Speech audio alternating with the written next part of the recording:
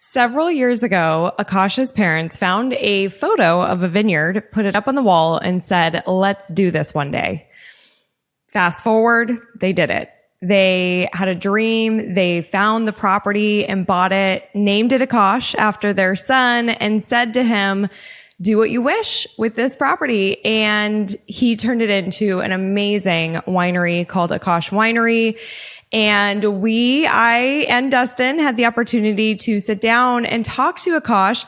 It was the third stop on our epic SoCal sidecar wine tour, where we actually rode on the sidecar of a motorcycle and went to 3 different wineries, and Akash's was the last stop. You might be able to tell a little bit. I had some wine during this interview, but hey, it's Crystal Uncorked, and it was such a lovely interview.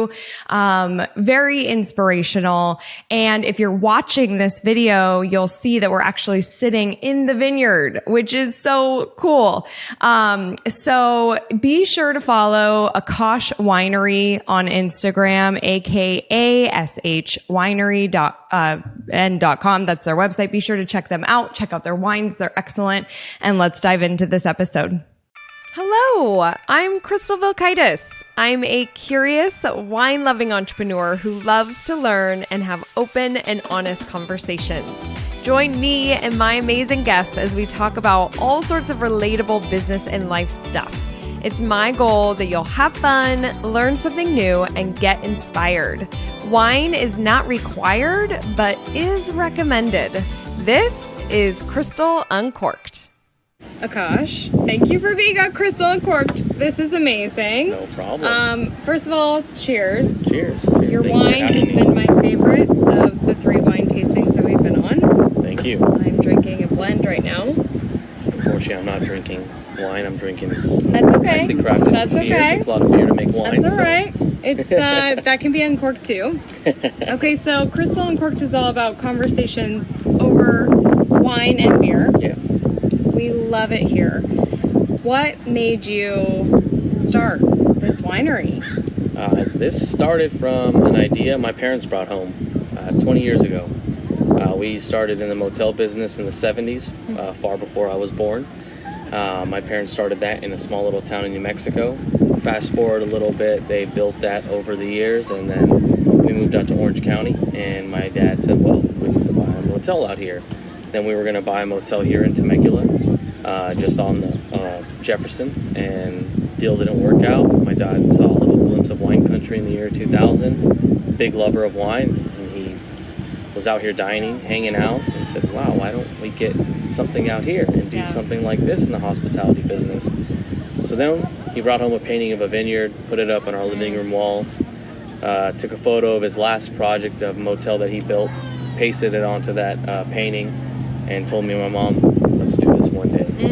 Then we started coming out here more and more and more. Over the next 10 years, we were trying to find the perfect plot of land, and then 2010 rolled around, and we actually found this 20-acre parcel. It was for sale, and there was nothing on it. It was just a dirt patch.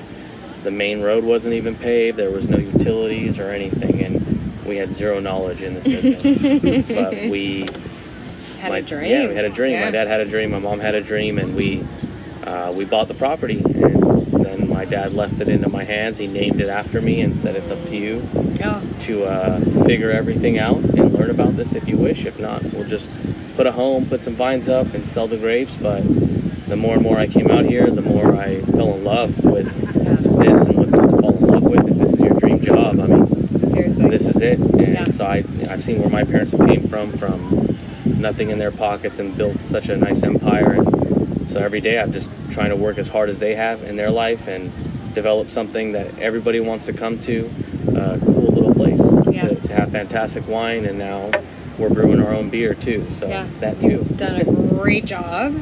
Cheers to the beer. Cheers. Oh yeah, of course. Dustin's behind camera with beer, of course. Yep. It's very good. It's very good.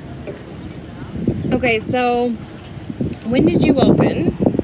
We opened up July 27th, 2019. July 2019. Okay, so your world probably got flipped upside down a little bit. It's like new business, it's go time, it's it's Temecula. There's a lot of wineries here. Yeah.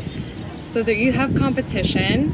How did you sustain? Like, how did you go through the COVID wave and here today? Well, that was definitely the biggest shocker and everything that happened to us. It took us 9 years to get open.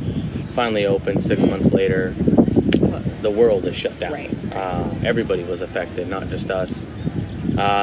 What I did is I just went back to my roots, work harder than ever. And we had to lay off everybody that we hired. And me and one other person in our back office, we basically did everything from start to finish. We promoted the place. I started delivering wines to people's homes that next day. Wow. It was a Sunday, March 16th, won't forget it. We shut down. That Monday, the 17th, I was starting to deliver wine to people's homes. And I did it personally. We promoted it on social media. It caught like wildfire, and it was cool. People kept buying wine. I was delivering it. They loved it. We were shipping wine. Then we started doing a lot of virtual stuff. Started collaborating with people in the valley who have been affected, no matter if it was a restaurant, just a food vendor we have here on the property, or another winery. We did it all. We collaborated. We collaborated with Peltzer Winery down here. We had a bundle packed together. Other food vendors, we did virtual tastings and pairings and got people involved at home so they could buy wine and enjoy delicious food or snacks and try to make it as fun as possible time during that. Right. Everyone's sitting at home and just hanging out. Right. How can we be a part of your home? Exactly. And that was my thing, is how do we still be a part of people's homes? And we did that. Wasn't the most glamorous thing, but it's what we did what we had to do, and we also learned a lot from it. I tell people there's a huge silver lining in what happened in this whole thing. We got to restructure our business, and we just opened up, which was, not everybody gets to do that. Once you kind of start and your flow is going, that's your flow. And for that to kind of stop everything, and then you get to sit and rethink, well, how do we start reflowing? And then now with all the new safety protocols in place for employers, employees, and the general public, we had to implement all these new strategies. And I think, not that what happened was for the better, but we got to become better from it. Yeah. And early on, because I think the businesses that were, at it 10, 20 years, this is how we do business. It's harder to turn that ship around because you've been doing it for so long. Yeah. 2019, it's like, okay, we're kind of getting in a rhythm, and now things change a lot. Yeah. So now you're here. We did the SoCal cycle tour. You're our last stop. We pull up, it's packed.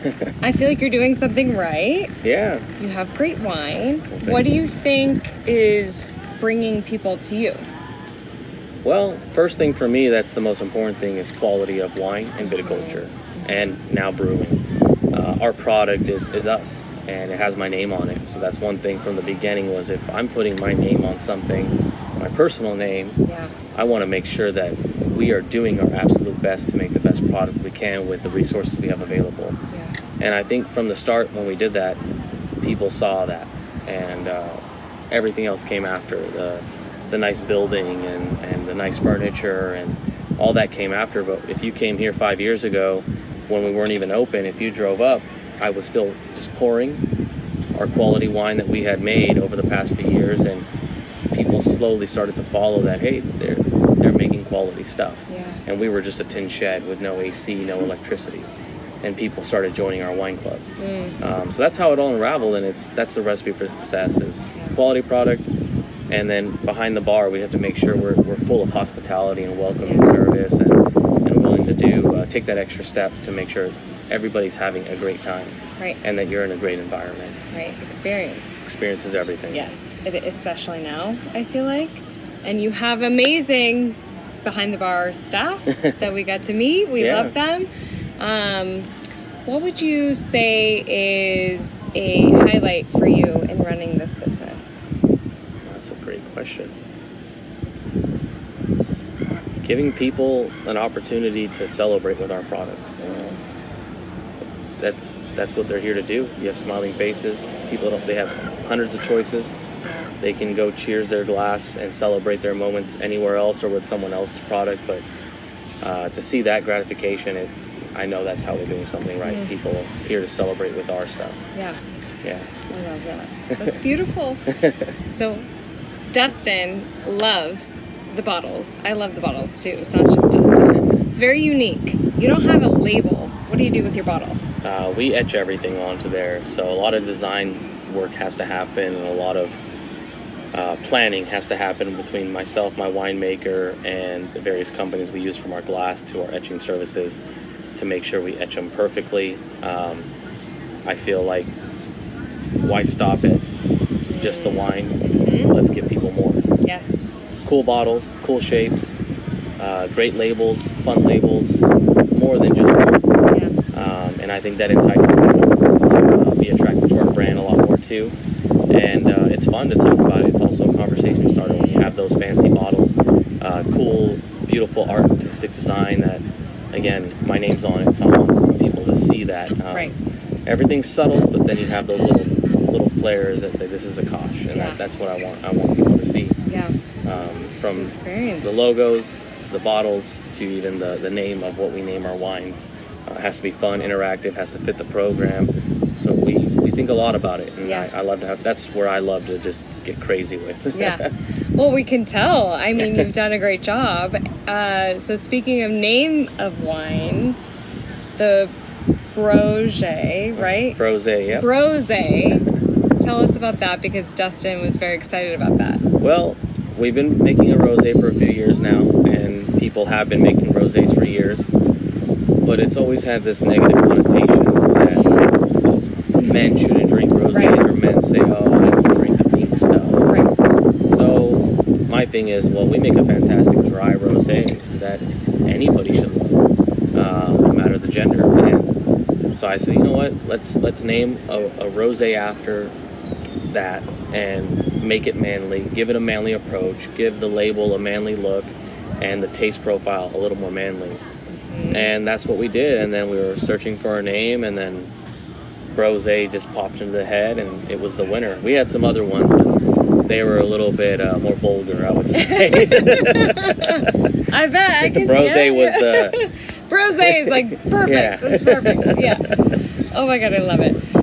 Okay, so our listeners are all sorts of people. They are business owners, they're retailers, some carry wine, they're moms, they're all sorts of people. What would you leave our listeners with, any kind of parting advice as a business owner today, in today's world? Just crushing it. Crushing it with the grapes is a perfect little thing to say. But you are doing a fabulous job. Seriously, I love your wine. Thank you. Any parting advice? Go after it. Don't be afraid. You're going to fail. It's guaranteed that you're going to fail. But getting back up, not making the same mistake twice, and even if you do, so be it. Even if it's a $30,000 mistake, a $100,000 mistake, get back up on the horse. Keep going. Things will work itself out as long as you put hard work into it, because people will gravitate, the energy will come from that, and if you do that, things will fall into its place. And I feel like as long as you are authentically you, because I feel like you care so much about this brand because it's your name and you want that to come through, and it's you. Yeah, that's another thing is taking ownership, pride of ownership, and that's what I try and preach even to our team members who work here. It's be prideful. We're all here for a common goal, and that's to be successful. Love it. Yeah. Okay. Well, You've thank done you a so great much. job. Thank you so much. Cheers. One more question. Dustin's question is like, how'd you get the balls to have a winery here in Temecula? Because there's like 40 wineries here.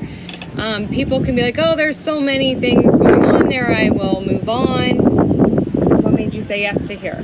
Well, great question. I don't feel there's any competition. We're all neighbors. We all work together. We're all promoting this valley. Yeah. And the biggest factor of all is there's 20 million people in a 1 hour and a half drive to this destination. There's breweries, there's nightlife, there's Pechanga Casino Resort, there's 50 wineries. There's enough to go around. Yeah. There's enough people coming to this area. The 15 freeways jam-packed. Right. There's a lot to go around. There's enough for 50 more to come. Yeah. And it is coming. For sure. So, there's no competition. Everyone's got enough to get, and there's more to come. People are just finding out about us, and we welcome. We want more wineries. We want more prestige out here. Yeah. We want to be known on the valley. We want the outskirts of the Temecula region, like Duluth, Fallbrook, Warner Springs, those to grow.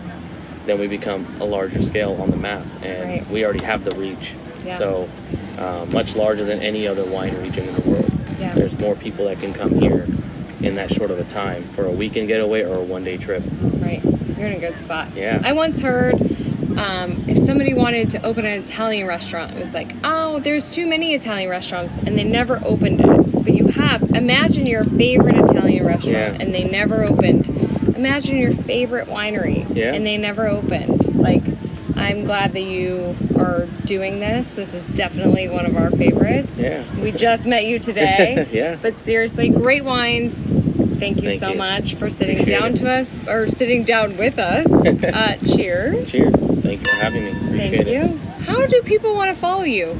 Instagram, website? Where do we want people to go? Everything. You name it, we're on it. YouTube, social media, Facebook, Instagram, website, newsletter. Yeah. We do it all. We're linking to it all. So please do yourself a favor. Follow. If you are here locally, you must. This is like don't even think about it. Attend a tasting. Is that what they say? Attend a tasting. Come see Akash and his amazing facility and people here. Cheers. Cheers. We love the wine, and we'll see you on the next. See you. Bye. Thank you so much for listening. Are you on Instagram? I'd love to see pictures of you listening to the show, a screenshot of your favorite episode, and/or your favorite wines. Share them with me. Just follow and tag @CrystalUncorked. I can't wait to see you there. All right, I'll see you on the next See You.